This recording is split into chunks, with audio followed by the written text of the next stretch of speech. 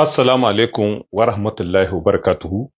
Jama'a maza da mata masu kallon mu da sauraron mu a duk inda kuke a faɗin duniya, barkanmu da warhaka, barkanmu da sake kasancewa tare da ku cikin shirin mu duba mu gani na wannan rana ta Asabar 14 ga watan Maris kin shekara ta 2026 miladiya, wacce ta yi daidai da 25 ga watan Ramadana mai duban albarka.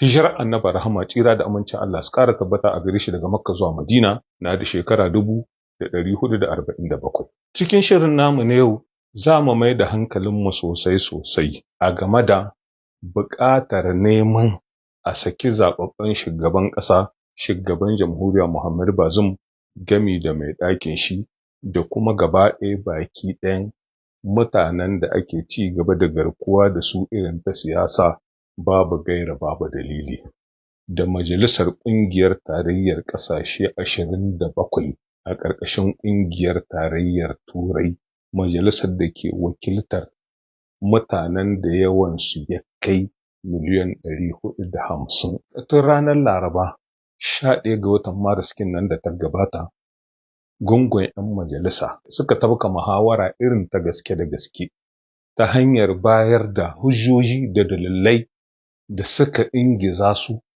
a kan su gabatar da ita wannan bukata. Gaba ɗaya baki ɗayansu sun mai da hankalinsu kacoka kan batutuwa da suka shafi kare haƙƙi da mutuncin ɗan adam, wanda yake ƙa'ida ce ta duniya. Duk wani mai hankali gami da tunani ya kamata ya yarda ya amince da ita. Sun yi zancen taɓarɓarewar tsaro a yankin Sahel, abin da suka ce har su da kansu abin yana shafan ƙasashensu, saboda da zaran tsaro ya taɓarɓare a yankin Sahel, da yawa daga cikin mutanen da ke rayuwa a wannan yanki gudun hijira ne suke yi suna shigowa cikin ƙasashen nasu. Sannan har ila yau sun yi batun bai kamata a rungume hannuwa ana kallon tafarkin dimokuraɗiyya yana taɓarɓarewa, mulki irin na kama karya sannan a hankali yana samun gindin zama tsakanin ƙarya da gaskiya, abin da ya kai su ga jefa ƙuri'ar neman amincewar da ita wannan buƙata da ake kira da suna resolution a turance a ranar Alhamis 12 ga watan Maris nan da ta gabata. Cikin 'yan majalisu 555 da suka kaɗa ƙuri'ar neman amincewa da ita wannan buƙata, 524 suka amince da ita wannan buƙata ta a saki zaɓaɓɓen shugaban ƙasa, shugaban jamhuriya Muhammadu Bazum, gami da mai ɗakin shi da kuma gaba ɗaya baki ɗaya mutanen da ake garkuwa da su irin ta siyasa ba tare da ɓata lokaci ba ko kuma sharaɗi ko ɗaya ba. Yayin da 29 suka ce su ba ruwansu, 2 ne kacal daga cikin 'yan majalisar da suka kaɗa ƙuri'a suka ce ba su amince da ita wannan bukata ba. Daga cikin waɗanda suka yi jinjina irin ta musamman akwai minista Hasimu Masa'udu da ya nuna jin daɗi a game da wannan amincewa da gagarumin rinjaye da 'yan majalisar ƙungiyar tarayyar ƙasashen Turai suka yi, abin da ya kira sun yi aikin da ya kamata su yi, alamar da ke nuna cewa har yanzu suna nan tsaye a kan darajanta abin da ƙa'ida ta yarda da shi, shine kare 'yanci da walwalar al'umma da kuma kare tafarkin dimokuraɗiyya. Yayin da a gefe guda wasu mutane da ke da wani ra'ayi da ya saba ma ƙa'ida sam suka soma zarge-zarge wai har suna danganta ƙungiyar tarayyar Turai da yin shiga shara ba shanu a kan harkokin cikin gidan ƙasar mu ta Nijar. To ga wata tambayar da ke buƙatar amsa.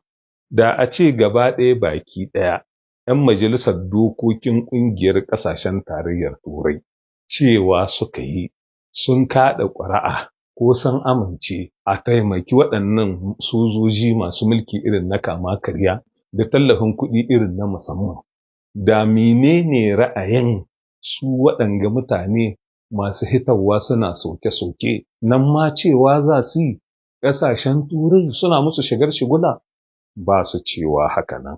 Abin da ke nuna cewa su waɗannan masu soke-soke babu gaskiya cikin zancensu. Saboda ko ba komi, shugaba Muhammad Bazoum a demokaradiyyance aka zaɓe shi, kuma babu wata ƙa'ida ko wata doka ta duniya, hatta cikin ƙasarmu ta Nijar, da ta halalta juyin mulki, musamman ma irin wanda ba ya da kan gado.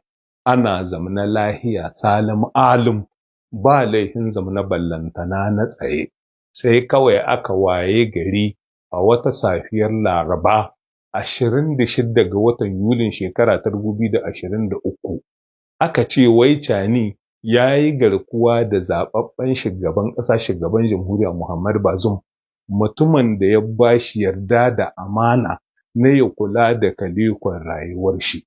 Daga cikin batutuwan da 'yan majalisar ƙungiyar ƙasashen tarayyar Turai suka yi, wanda kakin su yi irin wannan batu, ƙasashe da yawa da shugabanninsu da ƙungiyoyi da yawa, kamo daga ƙungiyar gamayyar ƙasashen Afirka Union African, ƙungiyar gamayyar ƙasashen yammacin ƙasashen Afirka CEDEAO, sun yi irin wannan batu, sun ce an saba ma ƙa'ida sam, kuma a saki zaɓaɓɓen shugaban ƙasa, shugaban jamhuriya Muhammad Bazoum. Amma Cani da shi da kwambaganin shi da kuma Muhammadu Isu wanda ya turo shi suka yi kunnen ƙashi da wannan zance. A kwana a tashi watanni 31, al'amarra suna ta ƙara lalacewa cikin ƙasarmu ta Nijar. Tsaron da suka yi kwabai da shi yana ta ƙara salwancewa. Tattalin arzikin ƙasarmu na rugujewa. An lalata tsarin zamantakewar jama'a. An hance kalar da kima da martaba irin na aikin soji. Kuma haka kawai, dan dai Cani na takama da yin ɓatanci, sai duniya gaba ɗaya baki ɗaya ta runguma hannuwa, a liƙe idanu, ana kallon shi yana karyawa inda ba gaba, ƙasarmu na rugujewa, al'amarra suna ta ƙara lalacewa, yana karya mutunci da kima da darajar ɗan adam. Babu wanda ya isa ya ce mishi a'a. Abin da duk mai hankali gami da tunani da kuma gutsuran imani a zuciyar shi ba za ya taɓa amincewa da shi ba, saboda ku ba komi wannan walaƙanci da cin zarafi da ake nan ana yi ma zaɓaɓɓen shugaban ƙasa, shugaban jamhuriya Muhammad Bazoum, abu ne wanda sam babu gaskiya a cikin shi, saboda ku ba komi. Bazoum ya taka rawar a zo a gani cikin ƙasarmu ta Nijar wajen daidaita tsarin zamantakewar jama'a, kamo daga jam'iyyun siyasa, ƙungiyoyin farkulla, ƙungiyoyin ƙwadago da dai sauransu. Sai da Bazoum ya zaunar da su wuri guda, aka fuskanci juna domin ci gaban ƙasarmu ta Nijar. Amma yanzu kuma sai a yi mursisi, a yi ƙememe, Cani yana walaƙanta shi, kuma in an yi magana wai sai a ce ana yi ma Nijar shiga shara ba shanu. Shin ƙaƙa za a yi Cani shi kaɗai da wanda ya turo shi, mai gidan shi Isuhu Muhammadu, sai a sa musu idanuwa ana kallon su suna yin abin da rayuwarsu take so, ƙasa tana ta lalacewa. Har ma kaga wasu marasa imani da tausayi cikin zukatan nasu suna wani rubuce-rubucen cewa masu maganganu akan cewa a saki zaɓaɓɓen shugaban ƙasa, shugaban jamhuriya Muhammad Bazoum, su ne suke ta ƙara zarar da al'amarin shi. Da a ce sun yi shiru, to sai mu ce kihi na ganin ka mai jan gora. Mutumin da ya saba irin waɗannan maganganu mun san shi kuma mun san kamannin shi, ya yi ba so ɗaya ba so biyu ba. Ba ya son ana zancen zaɓaɓɓen shugaban ƙasa, shugaban jamhuriya Muhammad Bazoum ya kai gwabro, ya kai mari, ya kirayi wanga, ya kirayi wancan, ya ce a ba shi dama, a yi mashi lamuni, za ya sa baki a saki zaɓaɓɓen shugaban ƙasa, shugaban jamhuriya Muhammad Bazoum shi ne Muhammadu Isuhu. To mu gaya maka, ka sha mu mun warke. Shin har ka mance alkawarin da muka yi da kai lokacin zaman mu Abuja? Baka cika alkawari ba. Yanzu kuma sai a yi wata shagar burtu, a sa wasu suna ‘yan rubuce-rubuce, suna ‘yan kurce-kurce, suna ‘yan zarge-zarge zuwa ga zaɓaɓɓen shugaban ƙasa, shugaban jamhuriya Muhammad Bazoum. Yau kakin wani ya rubuta wasiƙa zuwa ga zaɓaɓɓen shugaban ƙasa, shugaban jamhuriya Muhammad Bazoum, Bazum yana ina, ƙaƙa za a yi ya ga wasiƙar, ballantana ya karanta ta ko ya ba da umarni ya ce a bar ɗumi. Wai har ma ka ga mutum saboda tsabar rashin imani, wai ana cewa ai Bazum ba shi kaɗai ne ba shugaban ƙasar da aka taɓa yi ma juyin mulki. Yau bari mu ba da misalai cikin misalai da yawa. Juyin mulkin da Marigayi Dauda Malam Wanke ya yi ma abokin shi, ce naka juyin mulki ne aka yi cikin juyin mulki. Ai shi wanda Wanken ya yi ma ba a demokaradiyance zo ba. Sai kuma wanga juyin mulki da Salihu Jibbo ya yi ma tsohon shugaban ƙasar mu ta Nijar, Marigayi Tanja Muhammadu. Shi a demokaradiyance aka zaɓe shi, amma ana dab da zawwa wa'adin mulkin shi da ƙa'ida ta tsaida. Waɗanga dai 'yan sabo da yi na yanzu, da waɗanda da yawa daga cikinsu na da hannuwa dumu-dumu wajen aiwatar da juyin mulkin da aka yi ma Marigayi Janar Ba'are Mai Nasara, ko yanzu suna cikin wanda Cani ya yi. To a wancan lokaci da yawa daga cikinsu ne kuma suka ingiza shi tsohon shugaban ƙasa Tanja Muhammadu akan ya murɗa wuyan demokaradiyya ta hanyar yin abin nan da ake kira da suna tazarce. Lokacin nan ne wasu da yawa daga cikinsu suka sulale, kamo daga ƙungiyoyin kwarkulla da 'yan siyasa gami da su sojojin suka aiwatar da juyin mulki. To sai wanga na uku da aka yi mazaɓaɓɓen shugaban ƙasa, shugaban jamhuriya Muhammad Bazum.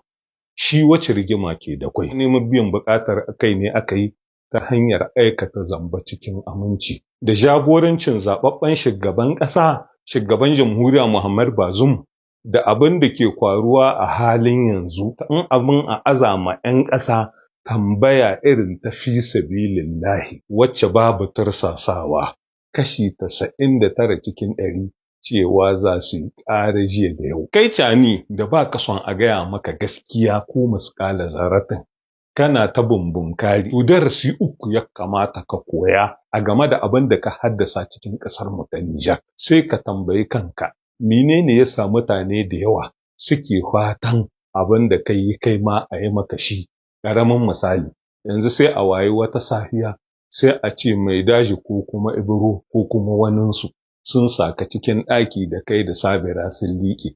To a lokacin nan mutanen da ke ga taɓa ma yanzu, taɓa ma Mai Daji ko Ibro ko kuma waninsu za su yi lokacin da suka birkice ka, ko kuma a'a hitawa za su yi su baka goyon baya. Saboda ko ba komi, adalci sunan shi adalci, shi ke aikuwar zaman lahiya da ci gaba da kuma soyayya.